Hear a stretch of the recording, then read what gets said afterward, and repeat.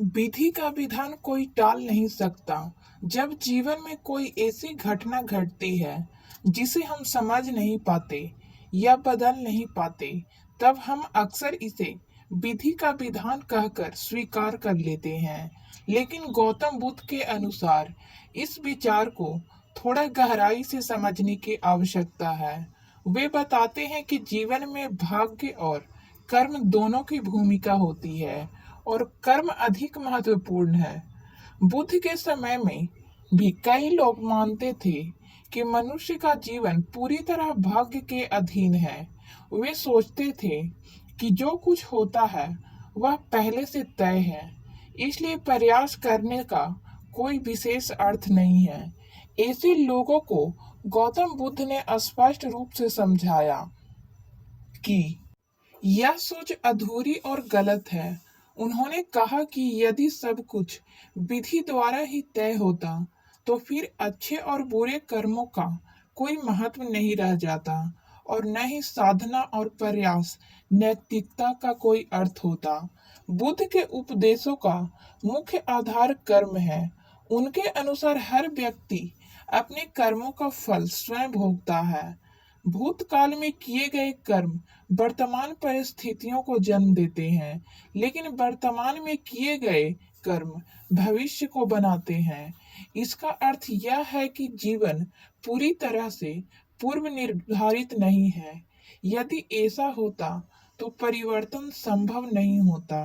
विधि का विधान को बुद्ध एक अलग दृष्टि से देखते हैं।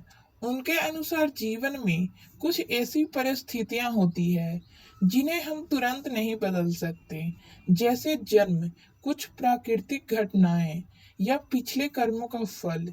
इन चीजों को हम विधि या परिस्थिति कह सकते हैं, लेकिन इन परिस्थितियों के प्रति हमारा व्यवहार और प्रतिक्रिया हमारे अपने हाथ में होती है। यही वह स्थान है जहाँ मनुष्य की स्वतंत्रता और शक्ति प्रकट होती है। उदाहरण के लिए, यदि किसी व्यक्ति के जीवन में कठिनाइयां आती है, तो वह यह सोच सकता है कि यह मेरी किस्मत है, मैं कुछ नहीं कर सकता। यह दृष्टिकोण उसे कमजोर बना देता है। वहीं यदि वह व्यक्ति यह समझे कि यह परिस्थिति भले ही मेरे नियंत्रण में नहीं थी, लेकिन अब मैं अपने कर्मों से इसे बदल सकता हूँ, तो वह आगे बढ़ने की शक्ति प्राप्त करता है। गौतम बुद्ध इसी दूसरे दृष्टिकोण को सही मानते हैं। बुद्ध ने यह भी सिखाया कि पुराने कर्मों का फल पूरी तरह टाला नहीं जा सकता, लेकिन उनके प्रभाव को कम किया जा सकता है। जैसे किसी ने पहले गलत कर्म किए हैं, तो उसे कुछ कठिनाइयों का सामना करना पड़ सकता है, लेकिन यदि वह वर्तमान में अच्छे कर्म करता है, सही सोच अपनाता है और प्रयास करता है, तो वह उन कठिनाइयों को कम कर सकता है और वह अपने जीवन को बेहतर बना सकता है। इस बात को समझाने के लिए एक सरल उदाहरण लिया जा सकता है। मान लीजिए किसी किसान ने पहले खराब बीज बोए थे।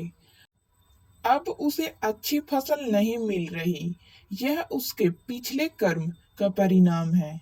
लेकिन यदि वह अब अच्छे बीज बोना शुरू करे, सही समय पर पानी दे और मेहनत करे, तो भविष्य में उसे अच्छी फसल मिल सकती है। वह पिछले बीजों को बदल नहीं सकता, लेकिन आने वाले समय को जरूर सुधार सकता है। यही बुद्ध का कर्म सिद्धांत है। विधि का विधान कोई टाल नहीं सकता। इस कथन में एक आंशिक सत्य जरूर है कि कुछ चीजें हमारे नियंत्रण से बाहर होती है, लेकिन इसे पूरी सच्चाई मान लेना और यह सोच लेना कि हम कुछ भी नहीं बदल सकते, यह बुद्ध के अनुसार अज्ञान है।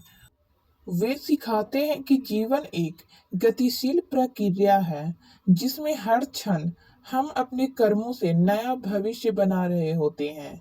बुद्ध के अनुसार मनुष्य अपने जीवन की जिम्मेदारी स्वयं लेनी चाहिए। दूसरों को या भाग्य को दोष देने से कोई लाभ नहीं होता। यदि हम अपने दुखों का कारण केवल विधि को मानते रहेंगे, तो हम कभी भी उनसे बाहर नहीं निकल पाएंगे। लेकिन यदि हम यह स्वीकार करें कि हमारे कर्म भी उतने ही जिम्मेदार हैं, तो हम अपने सुधार की दिशा को आगे बढ़ा सकते हैं। इसलिए बुद्ध का यह संदेश है कि विधि को स्वीकार करो,